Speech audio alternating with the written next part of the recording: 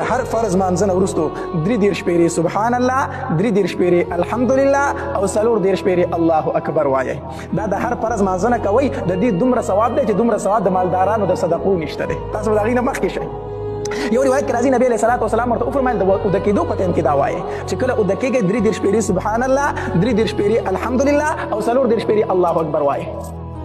نو غریب صحابه کرام خوشاله شو وی زمونږ د مالدارانو نه به اوس مخکې شو. غریب صحابه کرامو د هر مانځنه وروسته دا وظیفه شروع کړه دا ذکر شروع کړو. مالدار صحابه کرام پې خبر شو ویل هغوی دا موږ نشو کولی سو چې تاسو یې کوئ چې موږ به هم کوو که نه. نو مالدار صحابه کرام هم دا ذکر شروع کړو هغې هم دا شروع کړو. دا غریب صحابه کرام بیا لاړ نبي علیه الصلاة والسلام لره وی د الله پاکه پیغمبره خو زمونږ سره یو شان نه بیا زمونږ نه مخکې شو ځکه چې دا کم ذکر مونږ کوو دا خو هغې هم شروع کړو. نو هغې خو صدقې هم ورکوي زکاتونه ورکوي خیراتونه کوي نو د هغې ثواب خو بیا جدا دی خو بیا زمونږ نه مخکې لاړو. نو نبي علیه الصلاة والسلام وفرمایل په دې کې مونږ اوس څه نشو ویلی ذلک فضل الله یؤتیه من یشاء. دا خو د الله فضل دی نو هغوی ته یې ورکړی نو اوس پکې زه څه ووامه اوس پکې زه څه ووامه دا خو الله هغې له دا مالداري ورکړې ده نو دا خو د الله فضل دی نو چې دا هغې له ورکړی دی.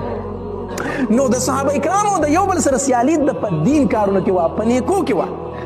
دا ذکر مې درته وښود دا ذکر تاسو کوئ هر مانځه پسې وروستو 33 پیرې سبحان الله 33 پیرې الحمدلله 34 پیرې الله اکبر. دا څو تسبیحات شو 100 تسبیحات شو که نه دا 100 تسبیحات شو او منځونه په ورځ کې څو دي 500.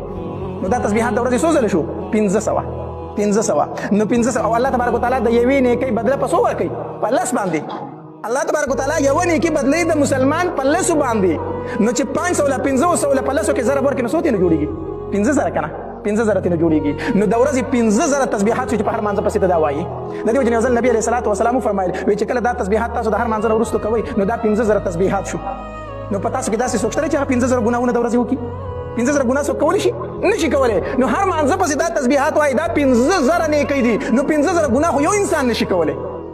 نو نیکۍ دي په ګناهونو باندې څه شولې زیاتې شوې چې هر مانځه پسې وروستو دا تسبیحات وایي. نو پکار دا چې هر فرض مانځه پسې مونږ دا تسبیحات وایو د